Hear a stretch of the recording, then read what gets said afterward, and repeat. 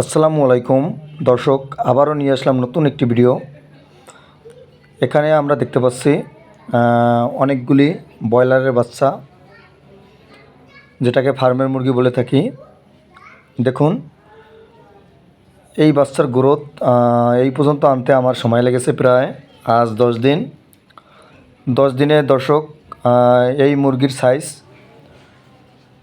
তো আল্লাহর রহমতে 200 মুরগি উঠানো হয়েছে। আল্লাহর রহমতে এখন পর্যন্ত একটি মুরগির বাচ্চাও মারা যায়নি। এ কথা বলছি কারণ আগে একটি ভিডিওতে বলেছিলাম যে 200 মুরগি আগের ব্যাচে উঠানো হয়েছিল, কিন্তু সেখানে একদিনই প্রায় 70 থেকে 80টা মুরগি বাচ্চা মারা যায়।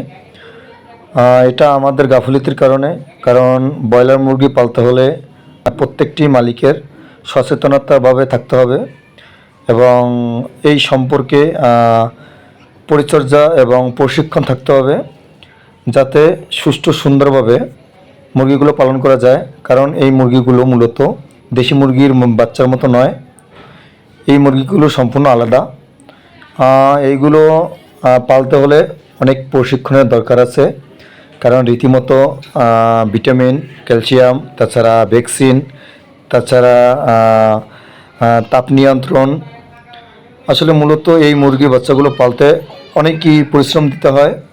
কারণ এই মুরগিগুলো এক কথায় বলা হয় সুচ লাগানো মুরগি, অর্থাৎ দেশীয় ভাষা বললাম, কারণ এগুলোর সুচ্ছাতি বেশি লাগে। কারণ দেশি মুরগির মতো নয় যে তারা হাঁটাচলা করবে বাইরে বাইরে, তো কোনো তাদের রোগ ছড়াবে না। কিন্তু এই মুরগিগুলো এমনই মুরগি, একবার যদি একটি মুরগিতে রোগ লাগে অর্থাৎ অসুস্থ হয়, দেখবেন ধীরে ধীরে পুরো ফার্ম সহ সেই রোগটি ছড়িয়ে যায় এবং অতি সহজেই এই মুরগিগুলোকে আক্রান্ত করে ফেলতে পারে এবং একদিনের মধ্যে অনেক মুরগি মারা যাওয়ার আশঙ্কাও থাকতে পারে।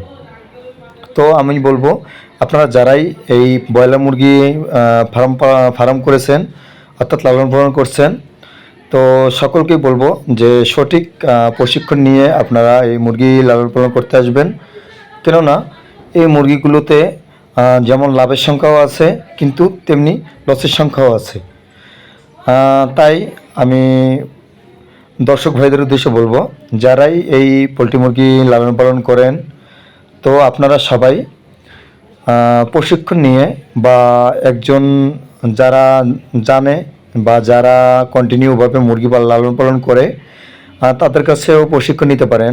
তারপর এই মুরগি পালনের যে পল্লী ডাক্তার আছে তাদের কাছ থেকেও প্রশিক্ষণ নিতে পারেন।